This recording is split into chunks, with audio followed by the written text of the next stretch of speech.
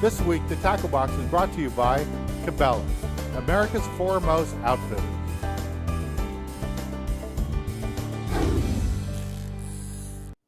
This week in the Tackle Box, I'm going to talk to you a little bit about what we're doing today up in Channel Islands. Now, we're fishing for rockfish, not rock cod like the old days when you fish really deep. California, you can't go over 320 feet, so you can get away with lighter gear, and that's what I have here. This is a brand new Shakespeare Dan Hernandez signature rod, rated 40 to 50 pound test line, matched up with the Penn Torque 300 with 40 pound test line, monofilament. If you wanted to use braid, you could go ahead and put 80, 100 pound braid on there. Would work great. It's nice thin line, get your lures down there really quick. But I would put a little bit of monofilament on top of it because you want a little bit of stretch when the fish are pulling. That's the rod and reel that you want to use. Now, as far as catching the fish, the rig you're going to use, you can go ahead and use a 2-hook rig with either live bait or cut bait, but my favorite way, and I think you get bigger fish, is using artificial jigs. I like to use the Magic Metals. You can go with the 10-ounce model jig. I like to go with the glow-in-the-dark, go either the red or the blue glow-in-the-dark. They both work great down that deeper water. And then I'd like to use a bucktail too at the same time. So I have the metal jig on the bottom and then the bucktail up in the dropper loop.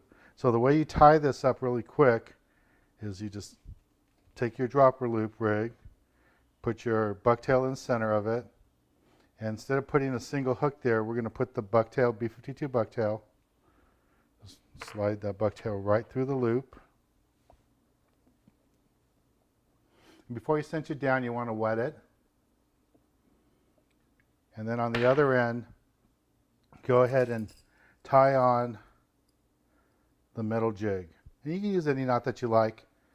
Now, this one that I'm rigging up here is a little close. If I was actually fishing with it, I'd have probably another foot of space in between the metal jig and the bucktail. Let's cut off this tag end right here.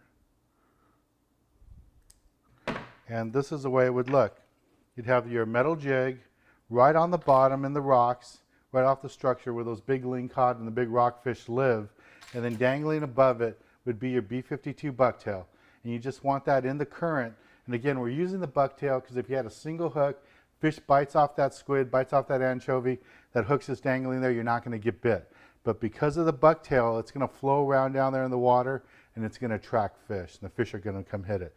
Again, I would pin on a strip of squid or strip of mackerel on there. That would work good because you need that on there. But this is a real basic gear, and once you get it to the bottom, you just want to wind it up a few cranks, drop it back down, wind it up, drop it back down. You want that jig to work on the bottom. As it looks like it's coming up trying to escape from the fish, the lingcod love that, and they'll just attack and jump all over it. And you can catch reds, everything on this rig. Works out really good. Doesn't matter if you're fishing up in Central California, up in the Bay Area, or where we are today down here in Southern California or at the Channel Islands. This is a perfect outfit.